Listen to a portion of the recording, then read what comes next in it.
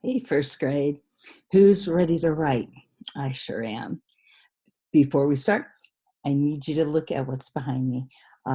For inspiration today, I put a forest behind us because that is what we're talking about. We're talking about the forest habitat in Indiana, and this happens to be in Indiana. This is here in our city of Indianapolis. I took this picture last spring at Holiday Park. This is their forest. You can tell it's spring. All the leaves are down on the ground, and the trees look very bare without their leaves. And we're starting to see, if you look in this little space over here, a little green. So yes, that is our forest. So let's go ahead and get started. I'm going to put our list of things that we need to start our writing session. So have these things ready, please. As soon as I'm done talking, go put me on pause and get your things. You will need your forest habitat chart notes. So that was what you were supposed to work on last night. And then you need the book that you started yesterday. All it has in it currently is the rivers page. So we'll add on to that today, and also pencil and crayons. So notes, book, pencil, and crayons. Go grab them, put me on pause, and I'll be here waiting for you. Thank you for getting all those things so quickly. All right, so let's move on. I'm keeping track of all the habitats we've done so far. We have 4 in total, and we've done 1. After today, we will just have 2 more left. We are doing forest today. All right, next week will be pond and cave. Topic, we know that the topic is what the book is all about. What is our topic today? Our topic is, you guessed it, forest. And here are my forest notes. I'm not going to go through the forest notes at the moment. I'll do that in a moment, but see that all I wanted you to notice was that I've completed all the boxes, and I put as much information, good information, as I can. All right, moving on. This is something different that I did not do last time, and I think this will be very helpful. Instead of all the arrows and all that stuff, I looked at my notes, and I wanted to plan, because all good writers have a plan.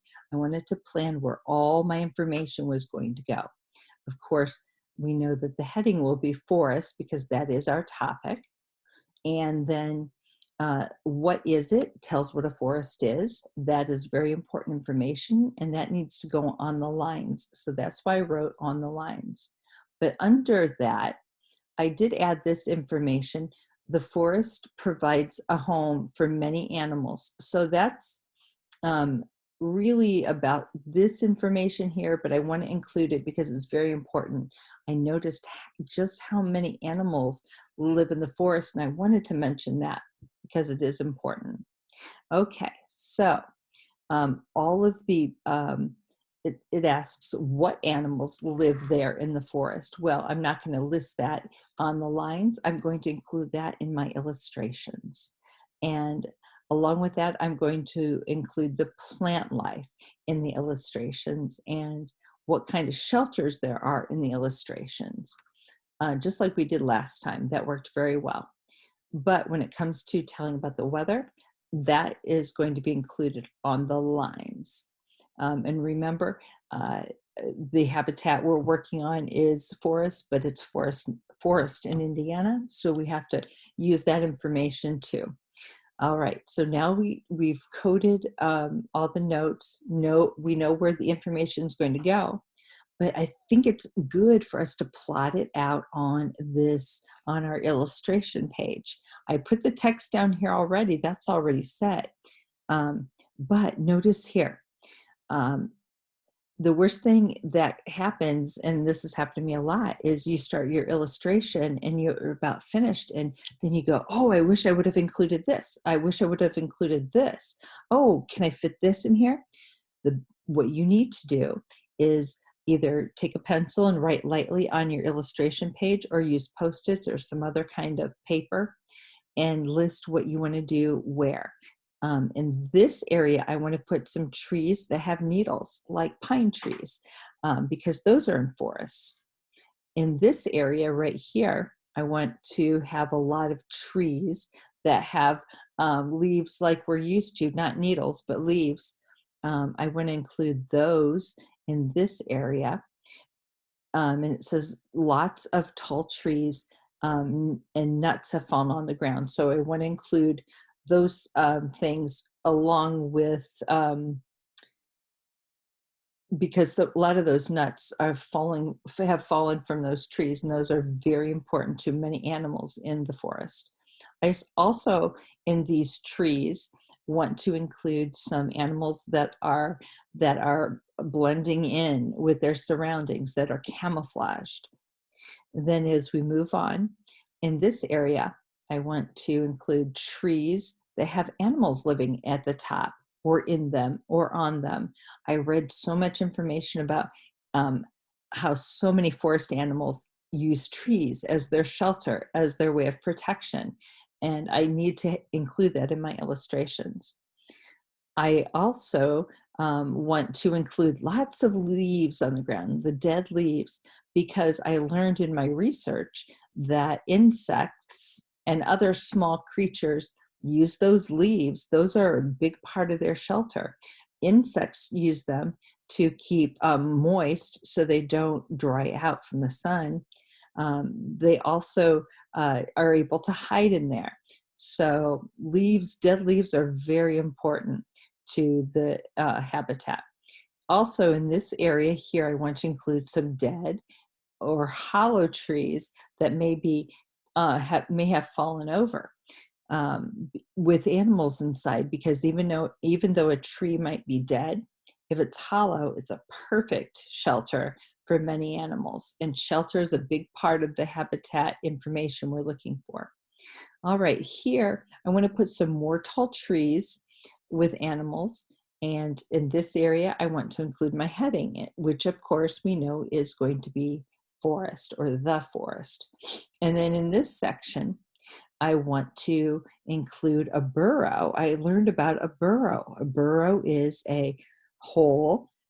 Well, it's a chamber really underground that animals go through a hole to get to, but it is a great shelter.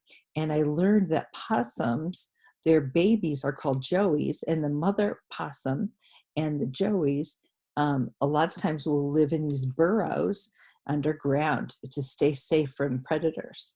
So there's lots of stuff I want to include. And up here it says I will put the captions and labels on after all of my illustrations are done. That is a good rule to follow. Okay, so I have a plan. Now let's see what it turned into. Let's see if I really did what I wanted. And here we go. Yes, I really did what I wanted. So let's start. Did I include some captions? I sure did. Did I include the trees with needles that I wanted to include? Yes, I did. And let's start at this end, and over here, we have a garter snake. I learned that they're in the woods, in the forest. And the garter snake is kind of crawling over here towards the dead leaves. Oh, look, what else do I see in the dead leaves? Oh, insects. And I included a caption. Insects find a shelter in the fallen leaves. Excellent. And then I move around up here, all these tall trees, and you can barely see it, but right here, there's kind of an outline. This moth is safe in the tree because of its ability to blend in. I read about that in a book. You probably did too. And it was the neatest thing. In this moth, you couldn't even see it because it blended in with the tree. And then I have, as I go up here, I have another caption. The owl sees his dinner walking on the forest floor from his tall tree home. And what does he see? He sees these two mice, and that might become dinner. He has a great place, a great perch to look down on everything. That is a benefit of being able to live at the top of the tree. He's protected and he can see his food walking. And then we go over to this area. Here's some dead logs that are laying there, trees that have fallen over because they had died. And this is a great home for many animals. Look at this raccoon sticking his head out. And we come over here and we see a caterpillar. And here is our very important heading. We have to have that.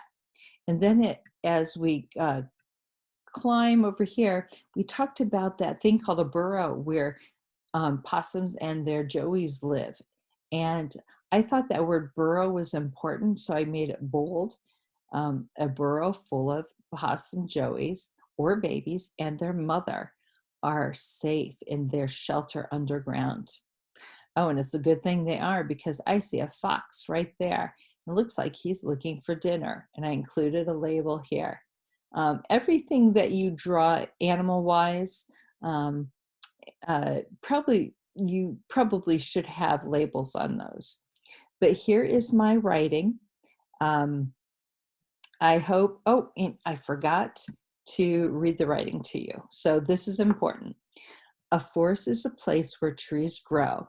And I meant to say close together, but I figured out that I wanted to add the word close because I learned that the trees grow close together. Let's see, a forest is a place where trees grow close together all over the land. Many trees grow very tall and make shade below. The forest provides homes for many different kinds of animals. Forests can be cool because of the shade. The weather depends on the seasons, just like all of our habitats here in Indiana. Okay, one last thing. This is something that I want you to do when we turn off the video and you've written your next page about forest. You need to go through your checklist with your family and go under the forest column right there, just in the green, no red yet. We're not ready for that. Go through the forest questions and ask yourself, did I read about each habitat and complete the habitat chart? Yes. Did I include all of my chart info on the habitat page in the book? Did I include a heading for each habitat? Did I include an illustration on the habitat page? Did I include at least one caption? You can do more than one. And did I include at least 3 labels for each habitat?